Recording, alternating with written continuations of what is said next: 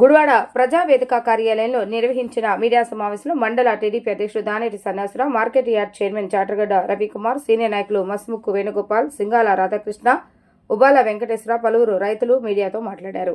గత 6 ఏళ్లుగా మన రైతులు పడ్డ భూ కష్టాలు అన్ని ఇన్ని కావని, చుక్కల భూములు, 22A నిషేధిత జాబితా, షరతులు గల పట్టాలు అంటూ రైతుల భూములు నిషేధిత జాబితాలో చేర్చడంతో అమ్ముకోలేక, బ్యాంకు రుణాలు తీసుకోలేక రైతులు అనేక అవస్థలు పడ్డారన్నారు.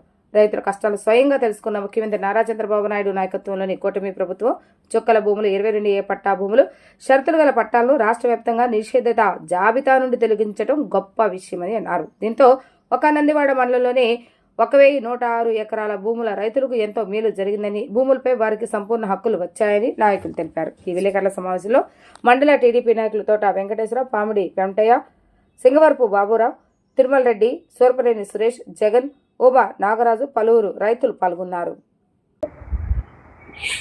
అందరికీ నమస్కారం.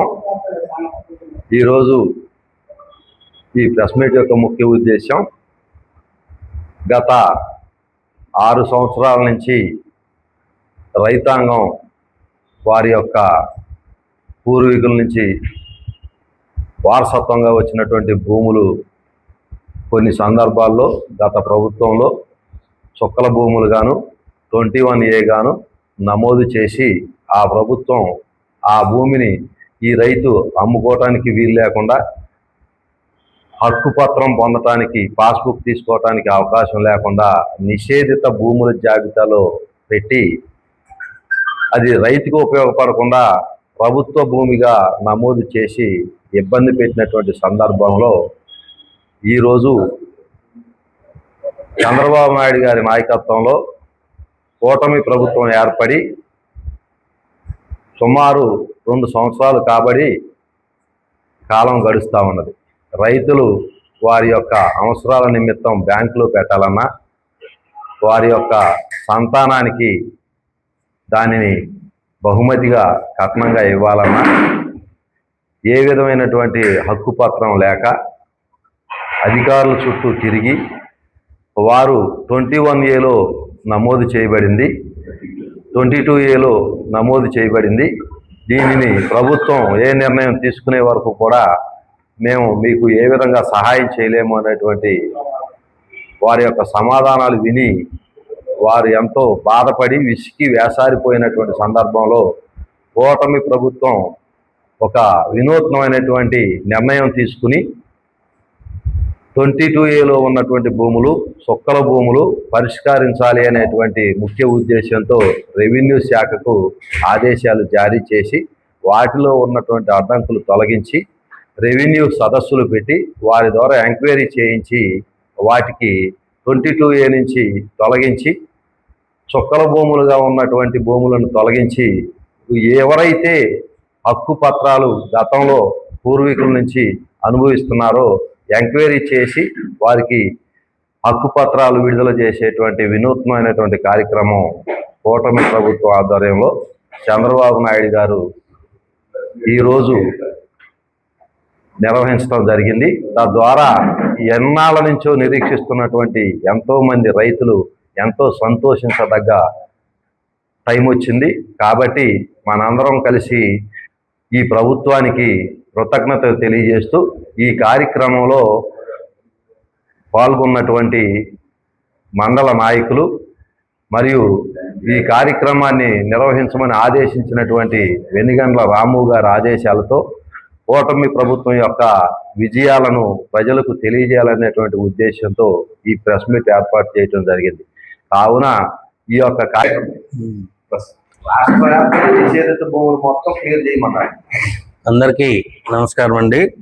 ఈరోజు ప్రెస్ మీట్ పెట్టిన ముఖ్య ఉద్దేశం ఏమిటంటే, మరి గత కొన్ని సంవత్సరాలుగా రైతులు రెవెన్యూ పరంగా పడుతున్నటువంటి ఇబ్బందుల్లో ఒక ఇబ్బంది షరతులు గల పట్టాలు, చుక్కల భూములు, అలాగే 22A నిషేధ జాబితాలో పెట్టిన భూములు. ఈ భూముల మీద ఈరోజు మరి 2014లోనే మన ముఖ్యమంత్రి నారా చంద్రబాబు నాయుడు గారు మేనిఫెస్టోలో కూడా పెట్టడం జరిగింది. ఈ 22A కానీ, చుక్కల భూములు కానీ, అట్లాగే షరతులు గల కట్టాలు కానీ, అనాధీన భూములు కానీ అన్నీ కూడా పరిష్కారం చూపిస్తామని చెప్పి ఆ రోజే మన మేనిఫెస్టోలో పెట్టడం జరిగింది. తరువాత 2016లో హైకోర్టు కూడా ఒక జీవో ఇచ్చింది, ఒక సర్క్యులర్ ఇచ్చింది. ఈ 22లో ఏ భూముల నిషేధ జాబితాలను తొలగించి వాళ్ళకి ప్రీ హోల్డ్ అంటే రిజిస్ట్రేషన్ హక్కు కల్పించమని. అది తర్వాత మన గవర్నమెంట్ మారిపోవటం, చేయలేకపోవటం అన్నీ అయినాయి. మరి మన 2019లో కూడా మన గవర్నమెంట్ రాకపోవటం, చేయలేకపోవడం జరిగింది. మరి ఇప్పుడు మన గవర్నమెంట్ వచ్చిన తర్వాత ఈ చంద్రబాబు నాయుడు గారు ముఖ్య ఉద్దేశం ఏంటంటే రైతు మంచిగా ఉంటేనే ప్రభుత్వాలు మనుగడ సాధిస్తాయి అనే ఉద్దేశం ఉన్నటువంటి వ్యక్తి చంద్రబాబు నాయుడు గారు. మనకు రాగానే ఫస్ట్ ఈ ల్యాండ్ సీలింగ్ యాక్ట్ మీద సంతకం పెట్టడం జరిగింది, మనందరూ తెలిసిందే కదా.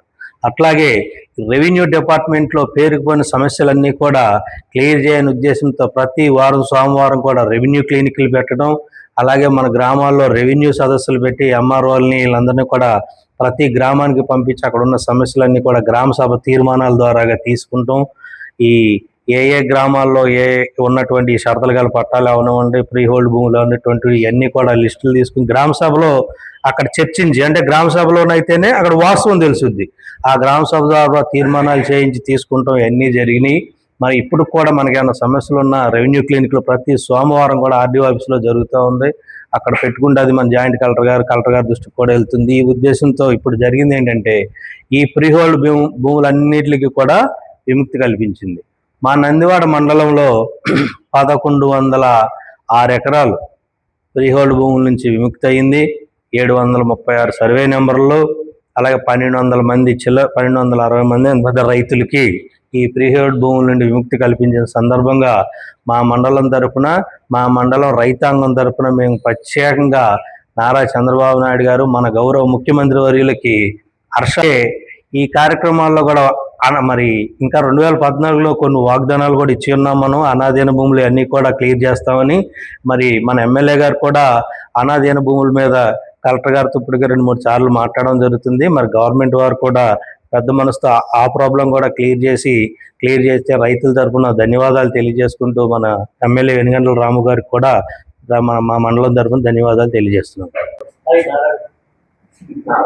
ఈరోజు ఈ సభ పెట్టిన ముఖ్య ఉద్దేశం ఏమిటంటే, ఈ ప్రెస్ మీట్ ద్వారా మన నారా చంద్రబాబు నాయుడు గారు ముఖ్యమంత్రి వర్యులు పూర్వం నుంచి వచ్చే కొన్ని భూములు ఫ్రీడమ్ ఫైటర్స్ కానీ వేరే ఇతర వారు వచ్చిన పూర్వ భూముల్ని 2014లోనే కొన్ని కారణాల వల్ల అవి వేరే విధంగా ఉంటే వాటిని సాల్వ్ చేస్తానని మనకి మేనిఫెస్టోలో పెట్టి చేస్తానన్న తర్వాత కోర్టు కూడా తీర్పిచ్చిన తర్వాత ఈ లోపు 2019లో గవర్నమెంట్ మారటం వల్ల వైఎస్ఆర్ గవర్నమెంట్లో 5 సంవత్సరాలు కూడా వీటిని ఒక నిషేధిత భూముల కింద పెట్టేసి వారు మధ్యలో పెట్టేసి అట్లా ఉంచేసి రైతాంగాన్ని చాలా ఇబ్బందులు పెట్టారు. కాబట్టి మరలా ఇప్పుడు మనం గవర్నమెంట్ వచ్చి నారా చంద్రబాబు గారి నాయకత్వంలో కూటమి ప్రభుత్వం వచ్చినాక ఈ 2 సంవత్సరాల కాలంలో ఈ రైతు సభలు ఇవన్నీ నిర్వహించి మళ్ళీ ఆ భూముల్ని, నిషేధిత భూముల్ని మళ్ళీ గ్రామ సభల ద్వారా నారా చంద్రబాబు నాయుడు గారు ముఖ్యమంత్రి గారికి,